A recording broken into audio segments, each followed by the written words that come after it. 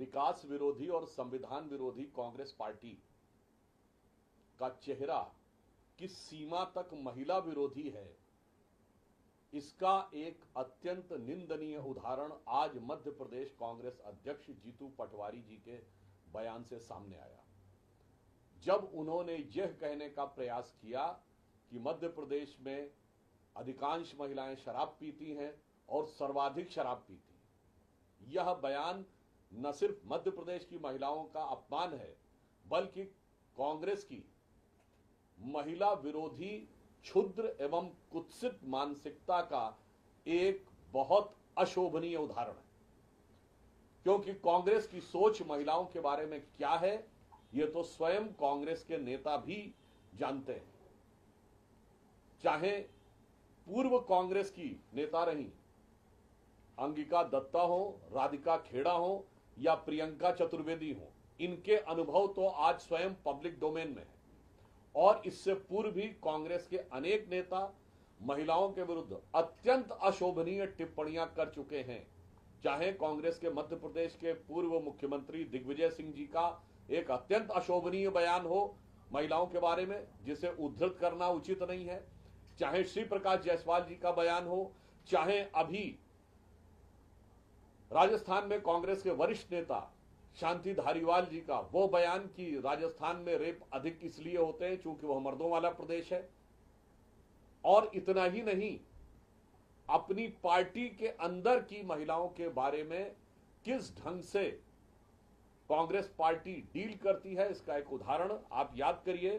कर्नाटक में हुबली धारवाड़ क्षेत्र के कांग्रेस के नेता उनकी बेटी नेहा हीरामत को जब चाकुओं से गोद दिया गया था, उसके बाद कर्नाटक के गृह मंत्री का अशोभनीय बयान आया था, अत्यंत निंदनीय बयान आया था कि वो तो उन लोगों के बीच की दोस्ती का मामला था, क्योंकि उन्हें लग रहा था कि चाकू चलाने वाला एक अलग वोट बैंक का है।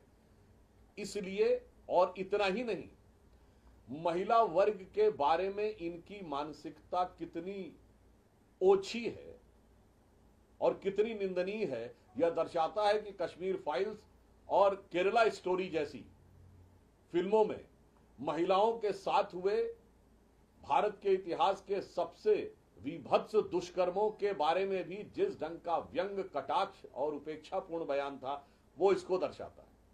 और मैं जीतू पटवारी से कहना चाहूंगा, मध्य प्रदेश वह राज्य है जिसने भारतीय जनता पार्टी के शासनकाल में सबसे पहले महिलाओं को 35% आरक्षण दिया। मध्य प्रदेश में लोकल बॉडीज में 50% आरक्षण सुनिश्चित किया गया। देवी अहिल्याबाई की यह पुण्य भूमि है और वहां पर देवी अहिल्याबाई जी के ही नाम से महिलाओं के उत्थान के लिए पूरी एक योजना समर्पित रूप से काम कर रही है। और लाडली लक्ष्मी योजना तो उस जमाने से चल रही है बच्चियों के लिए जब केंद्र में आपकी सरकार हुआ करती थी। और जहां तक शराब के कंजम्पशन की बात है, तो अभी हाल ही में इसी अगस्त के महीने में देश के एक प्रसिद्ध अंग्रेजी अखबार और दक्षिण भारत के एक प्रसिद्ध अंग्रेजी अखबार ने स्पष्ट रूप से यह कहा है कि rural Telangana has become the biggest consumption of liquor in India. यानी ग्रामीण तेलंगाना भारत में शराब के कंजम्पशन का सबसे बड़ा हब बन के उभरा है। तो मुझे लगता है कांग्रेस पार्टी अभी भी 99 के नशे में इस कदर सराबोर है कि सच उसे दिखाई नहीं पड़ता। दूसरी तरफ हमारी पार्टी प्रधानमंत्री श्री नरेंद्र मोदी जी के नेतृत्व में यह वह पार्टी है जिसकी सरकार ने महिलाओं की सम्मान की रक्षा के लिए सेना का ऑपरेशन सिंदूर चलाया, जो महिलाओं की शक्ति, स्वाभिमान और अस्मिता का प्रतीक है। हमारे प्रधानमंत्री श्री नरेंद्र मोदी जी ने चांद के अछूते कोने दक्षिणी ध्रुव को छूने के बाद उसका नाम पॉइंट शिव शक्ति रखा। तो एक तरफ महिलाओं के बारे में भारतीय जनता पार्टी और एनडीए की सरकार जहां अत्यंत सम्मान और उत्कृष्ट भावनाएं रखती है, वहीं कांग्रेस पार्टी बहुत ही निकृष्ट और निंदनीय भावनाएं रखती है। मुझे लगता है कांग्रेस पार्टी को इस विषय के ऊपर क्षमा मांगनी चाहिए। सर, इससे अलग सवाल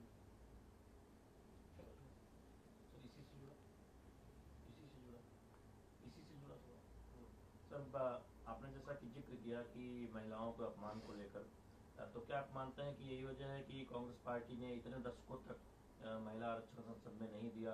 और दिग्विजय सिंह का बयान तो सबको याद है, नाम नहीं लेना चाहेंगे, उन्होंने क्या कहा था अपनी ही एक महिला नेत्री के बारे में। देखिए, व्यक्तिगत टिप्पणियां एक पक्ष, महिला आरक्षण विषय एक पक्ष।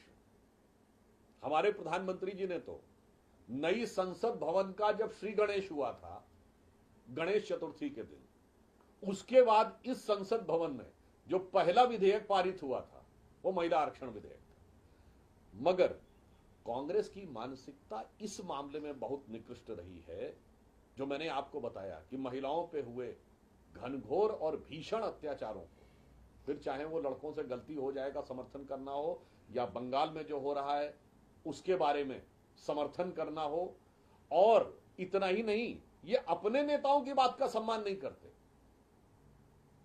केरल में जो विषय उठा है वो तो ओमन चांडी कांग्रेस के मुख्यमंत्री थे, वो फ्लोर ऑफ द हाउस के ऊपर बोले हैं कि केरल में संगठित रूप से हिंदू और ईसाई बच्चियों को और लड़कियों को कैसे टारगेट किया जा रहा है।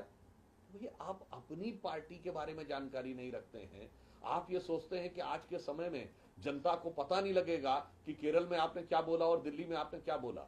इसीलिए मैं कह रहा हूं, कांग्रेस की राजनीति सिर्फ भ्रम और दुष्प्रचार पर आधारित है। ठीक है सर।